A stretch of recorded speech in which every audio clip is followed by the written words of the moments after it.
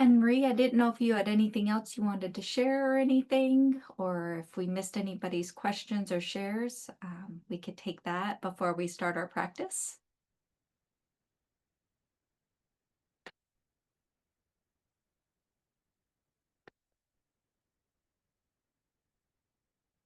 Maybe you just go ahead and Okay, practice. so one of the things that we have talked about is like, and Marie was kind of touching on that with what she was talking about, and as well as Linda, maybe not as direct, but still that same idea of you know connecting deeper to a teacher, to an angel, to a deity, to an aspect of God. And we were talking about it in different ways with those questions and shares, but still we're talking about the same idea. And one of the things that I spoke about, and I don't know, it was like probably a year or two ago, is the idea of invocation. When we sit down and we pray, a lot of times we think of it as, I got to say the right words, or I got to get my idea across, and all the details. And the words can be helpful, but it's more about the intention, or that commitment to cultivating like more essence and not being attached to the form. And if we look at it from the point of view of a prayer, a lot of times we're saying, help me with this, help me with that, bless this, protect me or protect my family, which is all good. But we want to have a deeper connection, even as we're praying for those things, because a good way to do healing can be through prayer. But the idea is to shift more to the intuitive mind. And like she was just sharing how she was having a deeper connection to the teacher, and it seemed like the teacher was coming alive, or there was movement in the face. And that is going from the intellect and seeing the image to starting to have a deeper experience where she's starting to perceive the teacher, and it seems like the teacher is animated and speaking but silently, and transmitting, or giving a transmission of sorts to the person. And this case it was Marie, right? And that idea is not an intellectual one, it's one that comes from intuition. And so even as we offer up a prayer, to do it in a way that is from the intuitive mind, which means, yes, it's partial intention, but it's also seeing things more from the point of view of imagery rather than literal. The idea is, for example, if you're praying to the Buddha or you're praying to Christ, the idea is like, okay, please hear me, here's my prayer, even if it's just gratitude. Thank you for hearing my prayer. The intellect thinks, okay, I've made the prayer needs to go off to somebody, they hear it, they answer it, and then it comes back. But really, if you look at it from the point of view of these great teachers, their energy body, their aura, is the size of the planet. We are swimming in their planet, in their aura that's encompassing the planet. So if it's Christ, if it's Buddha, if it's Rama, whoever it might be, these great, great deities, these great beings, they're Kuan Yin, we're swimming in their aura. So what we're doing when we pray is we're going, I'm getting out of my head. I'm getting out of the intellectual mind, and in this prayer, I'm stepping out to something that is outside of myself, that's beyond my senses.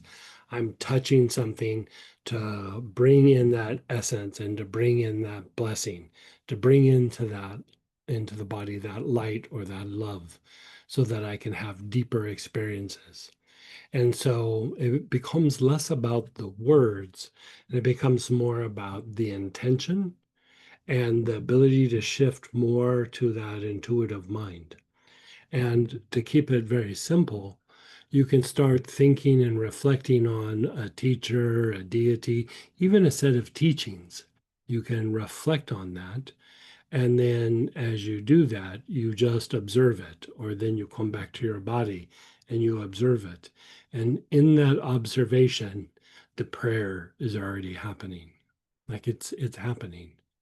And so in the deeper mystical teachings, even in the theosophical circles, is they talk about that if you want to have deeper levels of intuition, if you want to have deeper levels of connection with the essence or with the soul, is you look at a lot of imagery rather than just like literal pieces of information or literal facts.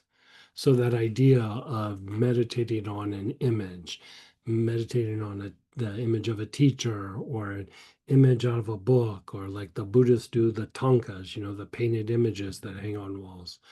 In different traditions, like in the Catholic tradition, they would have the stained glass windows and paintings on the wall. And Hindu tradition, they have like the paintings of a teacher maybe surrounded by a peacock and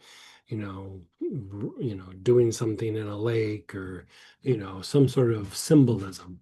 And in that symbolism, we come closer to our essence, and we come closer to the teacher, and we come to a place where our prayers are more likely to be heard. And so, whenever we're wanting to offer up a prayer, even if you start off intellectual, like, hey, I'm having a difficult time, I'm having a health issue, I'm having an issue with something in my life, I'm having a difficulty with this person, you can kind of like voice it, and that's where I would like this prayer to go. And that's bringing that issue up in you and also your connection with it externally. And then you start to practice body awareness. So you start going, okay, where do I feel it in my body? So let's actually do this.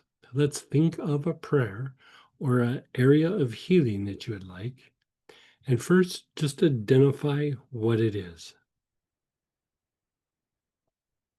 You're just identifying with what it is.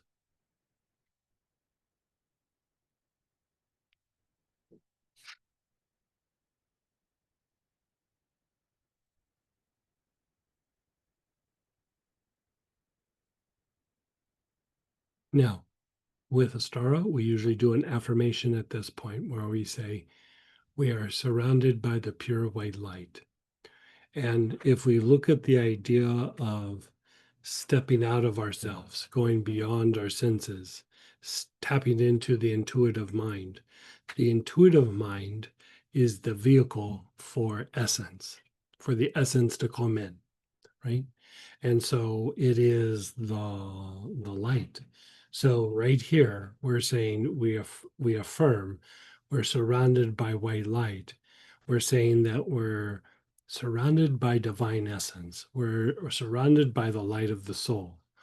We're surrounded by the light of our true nature. We're surrounded by our spiritual teacher, whoever that might be. If you're a Buddhist, it's Buddha. If you're Christian, it's Christ. If you're Hindu, it's Krishna or Rama or whoever it is. You're swimming in that field. You're surrounded by that light, right? And as you begin to experience light, eventually you're starting to cultivate the love aspect, right? So to deepen this practice of being surrounded by light or tapping into the light, we then practice body awareness. So with where you're at, just check in with your body. Where do you feel something? An agitation, a tension, a heaviness? And wherever that is, that's getting your attention somewhere, right? It's some form of repetition. So think of it as you're offering up this repetition to have a greater connection to the deity or to your soul or to the light itself. It's almost like it's an offering. Right? So you're practicing awareness.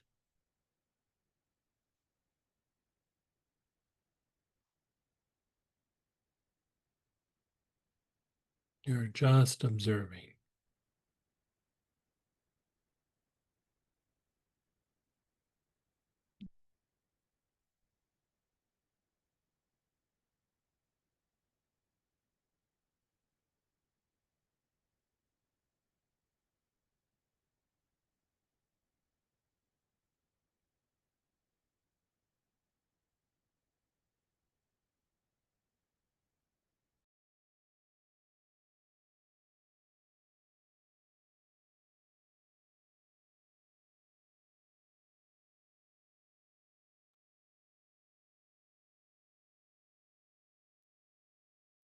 You're still practicing awareness.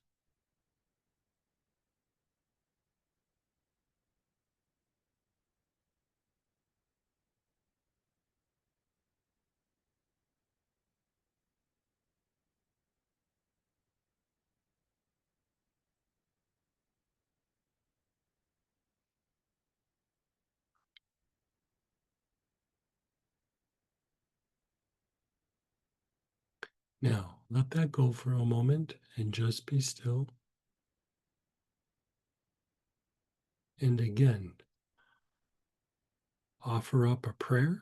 Your awareness is on the prayer or that area of healing in your life, in your body, whatever it might be.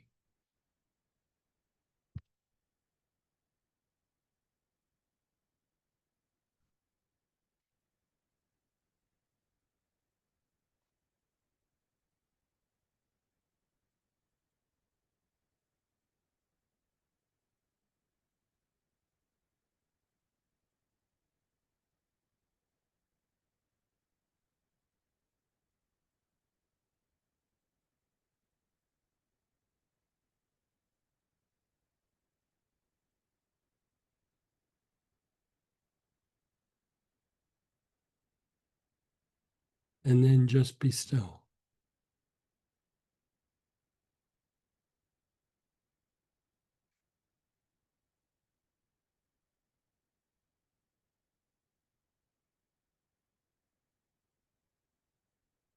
And again, observe your body.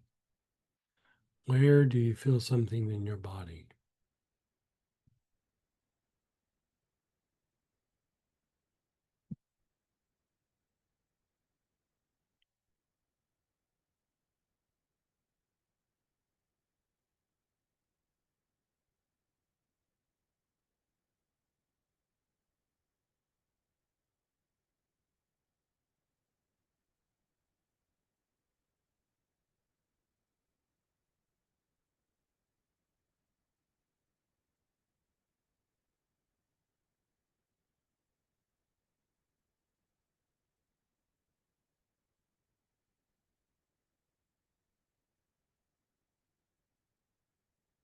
You're observing in your body.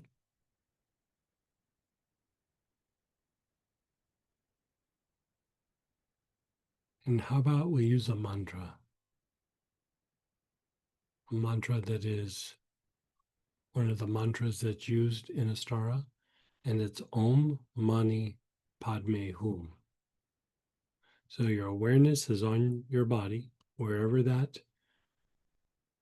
issue was, that tension, that heaviness, that agitation in your body. Observe it.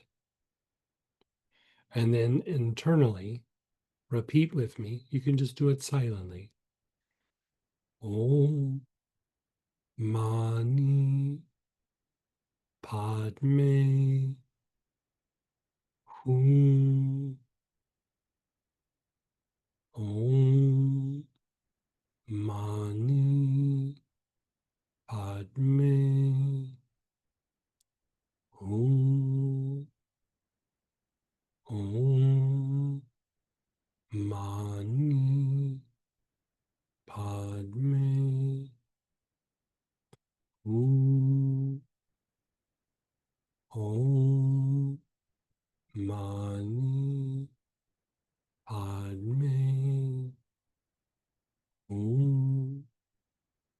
Just be still. Just be aware. Your eyes are closed. Just let go.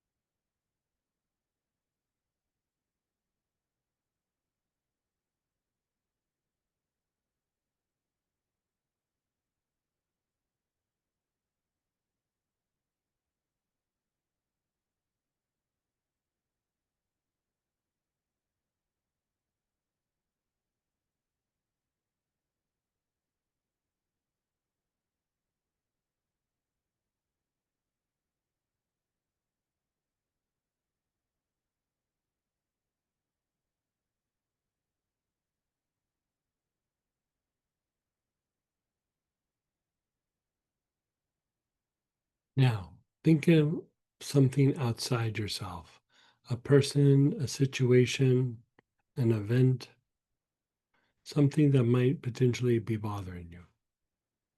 Whatever it is, observe it. It could also just be your prayer. Observe your prayer.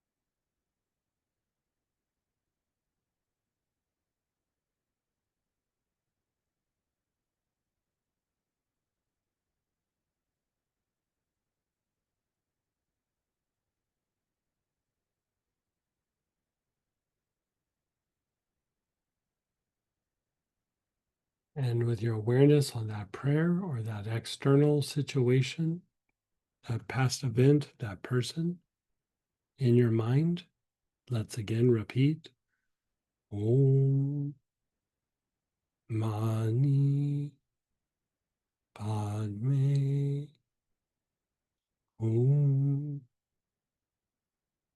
Om Mani Padme Hum.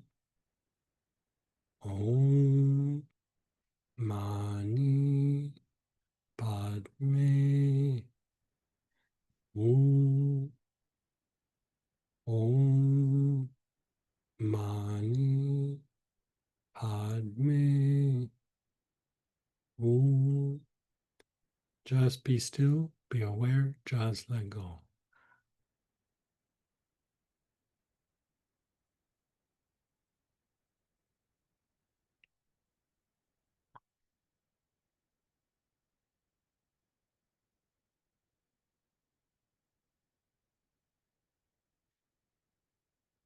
Now we're going to visualize ourselves surrounded by a ball of light.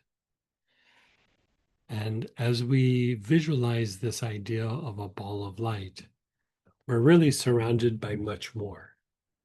But we're trying to give an image, a metaphor to the mind. We're surrounded by the light of the teacher, be it the Buddha, the Christ, Gatumi, whoever it is that you might connect to. We are surrounded by the light of the soul, the infinite light that is associated with our higher soul or our divine essence. We're also surrounded by the light of just divine intelligence or that creative light. There's oceans and oceans of light that fill not just our world, but the solar system, the universe, and so on.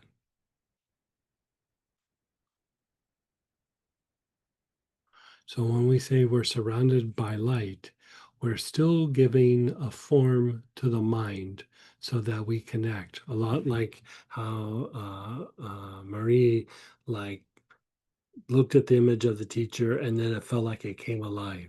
You're doing the same thing with the ball of light. You're looking at the ball of light.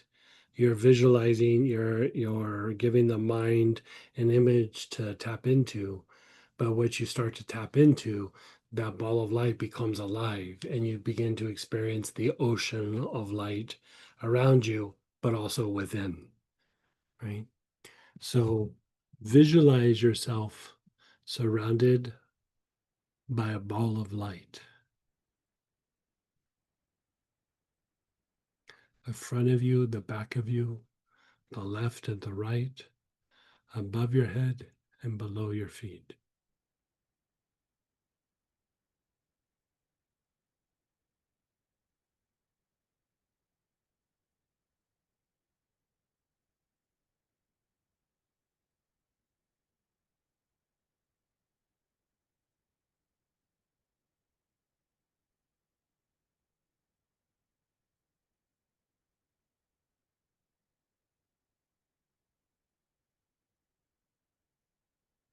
Continue to meditate on this ball of light.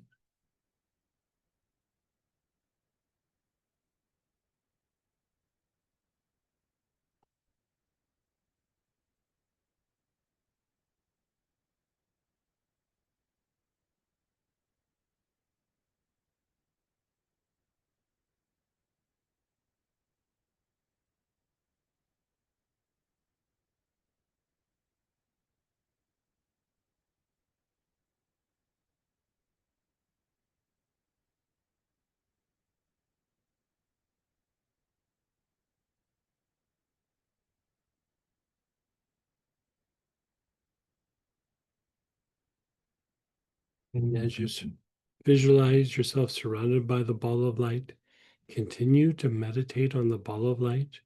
And again, we'll use the mantra. Say it in your mind, or you can verbalize it if you'd like. Om Mani Padme Hum. Om Mani Padme Hum. Om Mani Padme Hum. Om Mani Padme Hum. You're visualizing the ball of light. Just let go. Let everything go. Your eyes are closed. And just be still.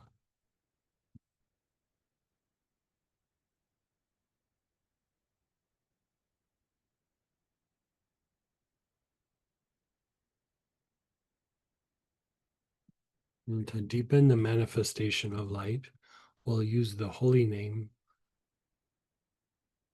that is associated with divine order or the manifestation of light. We'll say Jehovah. Your eyes are closed. You're just being still. Your awareness is on your brain. Jehovah. Jehovah. Jehovah. Jehovah. Jehovah. Jehovah. Jehovah.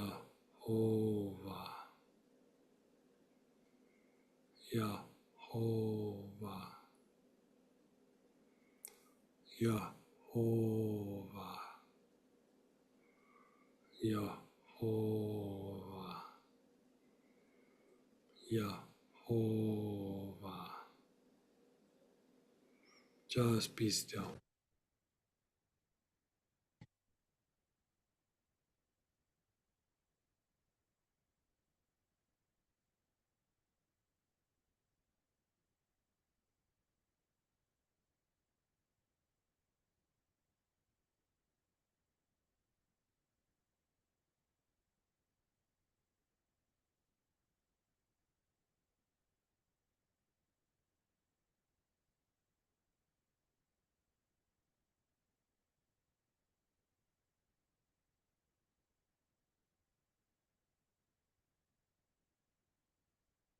Silently affirm, I am surrounded by the pure white light.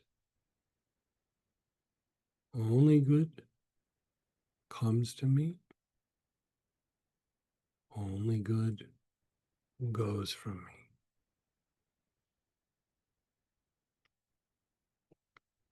Again, you can reflect on your prayer or that area of healing.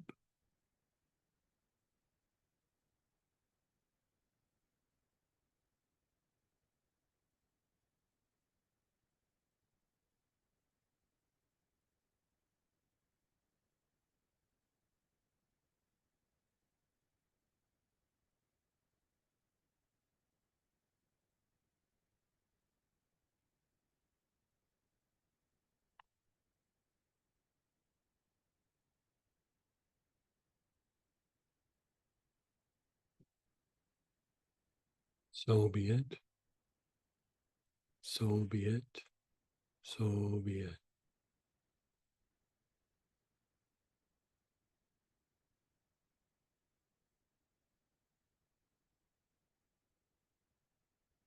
Thank you for that nice discussion, both in the last session and this session. I hope you guys enjoyed and more to come. I love doing the practices, but I also love hearing from you guys and talking some of these things out so that we have, deeper experiences and deeper levels of understanding. So thanks for being on the path with us. So from all of us at Astara, we love you guys. Take care.